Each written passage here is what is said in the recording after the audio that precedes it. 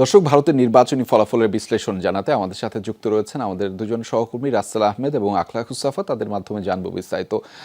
আপনাদের দুজনের কাছে একটু জানতে চাই, এই পর্যন্ত পাওয়া ফলাফলের বিশ্লেষণটা একটু আমাদের দর্শকদেরকে জানাবেন।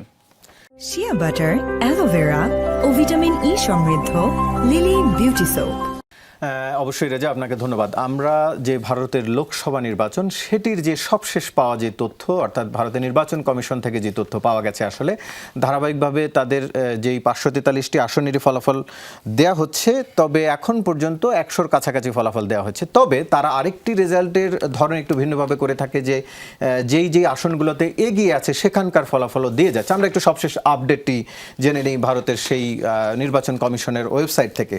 সেখানে দেখা যাচ্ছে সেই যে ফলাফলে আমরা যেটি দেখেছি বা সেই তথ্য সবশেষ পাওয়া অনুযায়ী যেটি আমার হাতেও রয়েছে, সেটিতে দেখা যাচ্ছে 543টিরই তারা ফলাফল দিয়ে রাখছে। সেখানে এনডিএ জোট, যেটি নরেন্দ্র মোদীর নেতৃত্বাধীন যে বিজেপি, তাদের এনডিএ জোট তারা পেয়েছে 292টি, এবং তার প্রতিদ্বন্দ্বী অর্থাৎ তাদের যারা প্রতিদ্বন্দ্বী হিসাবে রয়েছেন ইন্ডিয়া জোট, যেটি কংগ্রেসের নেতৃত্বাধীন, সেই জোটটি পেয়েছে 233টি আসন। অর্থাৎ তাদের প্রায় হাড্ডাহাড্ডি লড়াইটি আসলে চলছে। আপনি নিশ্চয়ই সবশেষ পাওয়া যে রেজাল্ট এটি দেখতে পাচ্ছেন। এটি হচ্ছে আসলে যে বিজেপির অবস্থান, এবং এরপরের যে অংশটি এটি হচ্ছে কংগ্রেসের অবস্থান, অর্থাৎ দলীয়ভাবে তাদের অবস্থান। এবং যেটি আমি তথ্যটি দিলাম সেটা হচ্ছে তাদের যে জোট, তাদের যে দুটি নেতৃত্বাধীন জোট সেটি রয়েছে। আমরা এবং এই ক্ষেত্রে আমরা আরেকটি বিষয় একটু যদি বলে রাখি আপনাকে, একক সংখ্যাগরিষ্ঠতার জন্য 272টি পেতে হয়।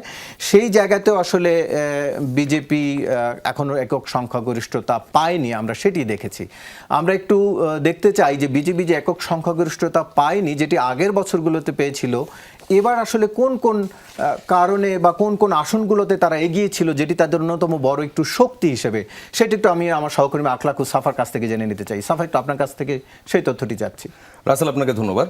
একটা বিষয় লক্ষ্য করবেন, সেটি হচ্ছে মোট যে 28টি রাজ্য, সেই 28টি রাজ্যের মধ্যে যেই রাজ্যগুলোকে বলা হয় বিজেপি অধ্যুষিত, অথবা যে রাজ্যগুলোতে তাদের ঘাঁটি বলা যায়, সেই ঘাঁটিগুলোই কিন্তু মূলত বিজেপিকে বাঁচিয়ে দিয়েছে। আপনি লক্ষ্য করছিলেন যে বিজেপির যেই একটা অবস্থান ছিল অন্যান্য জায়গায় এককভাবে তারা কিন্তু খারাপ করেছে, আমরা আগের নির্বাচনগুলোর তুলনায় দেখেছি। সেই জায়গায় এই যে আসনগুলো, এই যে রাজ্যগুলো আছে, মোট 60টি রাজ্য আমরা দেখতে পাচ্ছি। 60টি রাজ্যের মধ্যে দিল্লিতে একেবারেই যে মোট আসন 60টির মধ্যে 60টি বিজেপি পেয়ে গেছে। কংগ্রেস সেখানে কিন্তু কোনো সুবিধা করে উঠতে পারেনি। এরপর আমরা দেখতে পাচ্ছি যেখানে গুজরাটে বিজেপি 24, সেখানে কংগ্রেস 1, অন্ধ্রপ্রদেশে যেখানে বিজেপি 20, সেখানেও কংগ্রেস 1, এবং কংগ্রেস 9টি আসন পেয়েছে বিহারে, যেখানে আবার 31টি পেয়েছে বিজেপি জোট, যেখানে মোট আসন আছে 40টি। তো এই সব কিছু মিলিয়ে যেটি দেখা যাচ্ছে যে এই যে জায়গাগুলোকে, অর্থাৎ এই 60টি যে রাজ্য, এই 60টি রাজ্যকে কিন্তু মূলত বলা হয় হিন্দি ভাষাভাষী অধ্যুষিত যে জায়গা, সেই জায়গায় বিজেপির খুব ভালো অবস্থান, এবং সেই অবস্থানের জায়গা থেকেই কিন্তু এই রাজ্যগুলো কিন্তু বলা যায় বাঁচিয়ে দিয়েছে। এখন প্রশ্নটা হচ্ছে, যদি এই রাজ্যে কংগ্রেস ভালো করতে পারতো, অথবা কংগ্রেস জোট যদি তারা ভালো করতো, সেই ক্ষেত্রে কিন্তু বিজেপির জন্য অবস্থাটা, অর্থাৎ এই যে এইভাবে সরকার গঠনে আসাটা, এটা কিন্তু একটা বড় ধরনের চ্যালেঞ্জের মধ্যে চলে আসতো। রাসেল, একটা বিষয় আমার যেটি জানারও আছে, সেটি হচ্ছে যে বুথ ফেরত জরিপ। বুথ ফেরত জরিপ আমরা দেখছিলাম যে এর আগের নির্বাচনগুলোতে বুথ ফেরত জরিপের কথা বলা হয়েছে, যেগুলো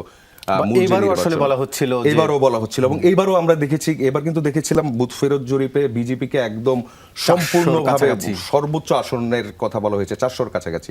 সেখানে কিন্তু বাস্তবতায় কিন্তু সেটা থাকেনি। এটা আসলে কেন হয়েছে? এটি আসলে বুথ ফেরতের কথা যদি আপনাকে বলতে হয়, যে বুথ ফেরত যে জরিপ সাধারণত বলা হয়েছিল যে এনডিএ জোট 400-র কাছাকাছি আসন পাবে এবং বিজেপি 300-র বেশি পাবে, সেটি নরেন্দ্র মোদী নিজেও বলেছিলেন বেশ কয়েকবার, এবং এটি দিয়ে তার এক ধরনের ক্যাম্পেইন বলছিলেন। সেটি আসলে বুথ ফেরতে এখন যে প্রাপ্ত ফলাফল বা যেখানে এগিয়ে আছে যে ফলাফল, তাতে দেখা যাচ্ছে যে আসলে বুথ ফেরতের তুলনায় অনেক পার্থক্য দেখা যাচ্ছে এবারের ফলাফলে।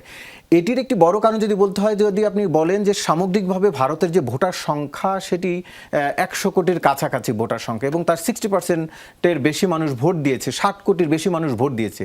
সেখানকার তুলনায় যে বুথ ফেরতের যে জরিপ নেওয়া হচ্ছে, সেটি একেবারেই আসলে নগণ্য। ফলে সেটি দিন শেষে ইম্প্যাক্ট পড়বে না সেটি অনেকের ভারতের বিশ্লেষকরাও বলছিলেন যে সেটি আসলে খুব একটা ইম্প্যাক্ট নাও পড়তে পারে।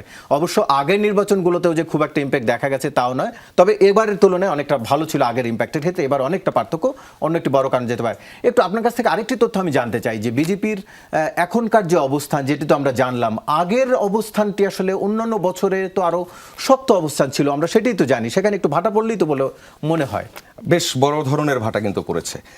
আপনি এর আগের স্লাইডেও আমরা যেটি দেখছিলাম যে প্রায় সরকার গঠনের কাছাকাছি একটা অবস্থানে বিজেপি এবং বিজেপির জোট, যেটা আসলে আগে আমরা বিজেপি বলতে পারতাম, কিন্তু এখন বলতে হবে কিন্তু বিজেপির জোট। কারণ যদি জোটবদ্ধভাবে বিজেপি এবার যে আসনগুলো পেয়েছে যদি জোটে না থাকতো অথবা জোটবদ্ধ না হতো, তাহলে কিন্তু এককভাবে বিজেপির কিন্তু এক ধরনের বেশ খারাপ একটা অবস্থা হয়েছে। আমি আপনাকে বলতে পারি 2014 সালের হিসাবটা আপনি দেখবেন, 2014 সালে 282 আসন পেয়েছিল বিজেপি এককভাবে, এবং তারা তখন এনডিএ জোট পেয়েছিল 336, আর এই বছর আপনি দেখবেন যে বিজেপি এককভাবে 244, আর অর্থাৎ NDA ধারাবাহিকভাবে 294 আসলে বিজেপির বেশ এককভাবে কমেছে বিজেপির এটি বলা আসলে যায়। deterioration এবং টা এটা একটু হয়েছে। আমি বলে রাখি সংক্ষেপে আপনাকে আসলে পাশাপাশি দর্শকদেরকেও, যে এই কারণে আসলে বিজেপি যে একক সংখ্যাগরিষ্ঠতা পেল না, এর ফলে বিজেপির যে আধিপত্য সেটি আসলে সরকারও কমবে, ভবিষ্যতে যে সিদ্ধান্তের ক্ষেত্রে, সরকারের সিদ্ধান্তের ক্ষেত্রে হয়তো তার একটি প্রভাব পড়বে। রেজা, নিশ্চয়ই সেটি গেরুয়া শিবিরও আসলে আলাদাভাবে ভাববে এবং গেরুয়া শিবিরের সেটি চিন্তা করার সময় আছে। ধন্যবাদ আমাদের সাথে যুক্ত হওয়ার জন্য রাসেল।